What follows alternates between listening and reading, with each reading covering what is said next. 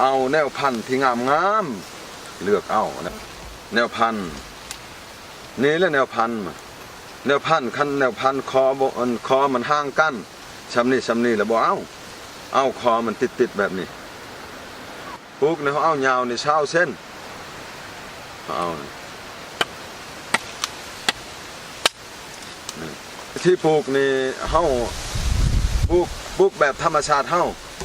ปลูกพังเลยแล้วเฮาบุริคอนี้แต่วิชาการเพิ่นสอนเฮาเอาห่มนี่เพิ่นสอนเฮาปลูกในเฮาลินี้นี่เฮาลินี่ลิคอ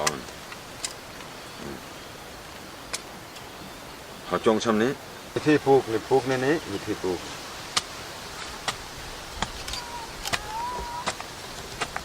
นี่ปลูกนี่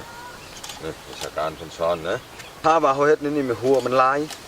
ของมันหากมันออกลายหากออกลายแล้วก็หัวมันก็ลายย้อนหากกันแต่หัวนี่เฮาพังขุมหนึ่งใส่จักลำแต่คุมหนึ่งหรือลำหนึ่งถือคุมหนึ่งแต่ละขุมห่างกันจักเม็ดแต่ละคุมนี่ห่างจากเม็ดหนึ่งนี่ธรรมชาติพวกเฮาปลูกกันนี้พวกเฮาปลูกกันธรรมชาตินี่ก็ชาวคือกัน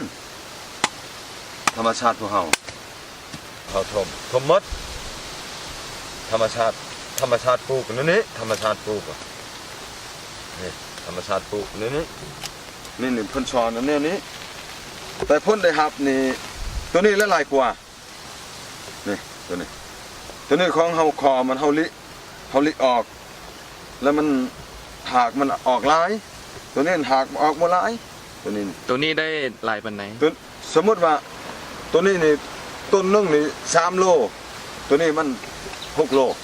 แบบไม่ได้2 เท่าเนาะ2 เท่าตัวนี้ทุกคนประโยชน์หลายขับประโยชน์หลายเชี่ยหญ้าเฮาเชี่ยคูณในต้นหันในต้นมันเองเฮาคูณเฮาเชี่ยอ้อมเนี่ยเฮาก็คูณใส่ต้นย้อนอยากให้ดินนั่นปุ้ยแล้วมีฝุ่นเขียวนี่ฝุ่นเขียวมันก็ลงอยู่ในคุมมันต้นนี้แล้วก็หากมั